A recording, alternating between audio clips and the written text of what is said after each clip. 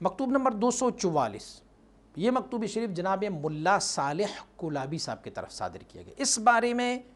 کہ ملا صالح کولابی صاحب نے اپنی خرابی حال بیان کی تھی، احوال کی بارے میں بتایا کہ میں یوں سمجھتا ہوں کہ جیسے میں کچھ بھی نہیں ہوں، کوئی میرا عبادت، کوئی میری نیت، کوئی میرے اعمال، یہ تو مجھے بہت ہی خراب نظر آ رہے ہیں۔ تو آپ ارشاد فرما رہے ہیں کہ میرے بھائی خواجہ محمد صالح، آپ نے اپنی خرابی احوال کا تذکرہ کیا ہوا ہے، امید رکھتا ہوں کہ اس سے بھی آپ کے احوال خراب تر ہی ہوں گے اور ہو جائیں۔ مراد اس خرابی سے یہ خرابی نہیں ہے، خرابی یہ ہے کہ اپنی نیتوں کو متہم جانے، اپنے اعمال کو قصور جانے، اپنے عجز اور انکساری کا میں کچھ بھی نہیں ہوں، اپنے آپ کو ذوقاً کافر فرنگ سے بھی کمتر جانے۔ مجدد ان کو دعا فرماتے ہیں کہ اللہ آپ کی یہ حالت مزید اضافہ فرمائے،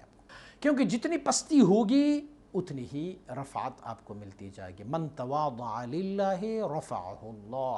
جو تواضع اللہ کے لیے اختیار کرتے ہیں اللہ انہیں رفعتیں بے عنایت فرمائے۔ فرماتے ہیں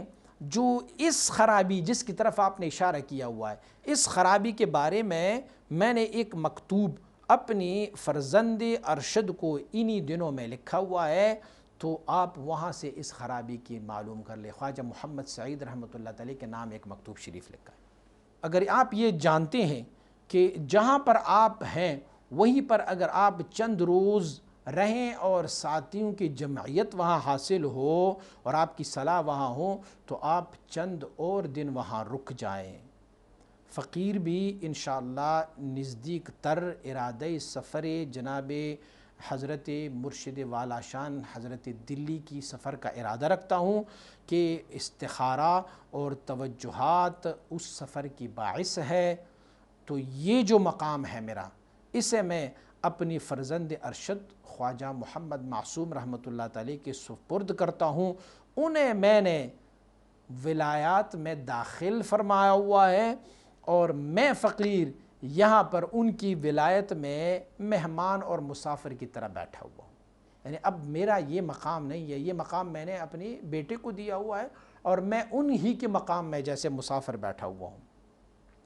تو میں جاؤں گا اگلے مقام حاصل کرنے کے لیے اپنے مرشد گرامی کی بارگاہ عالیہ میں۔ وہ میری طریقت کے یار جو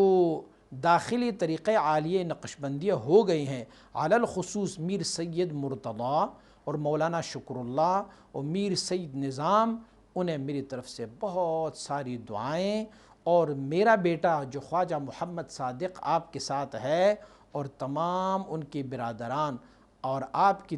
تمام یاروں کو، ان کے حق میں بہت دعا گو ہوں۔ اللہ رب العزت آپ کو سرخرو فرمائے۔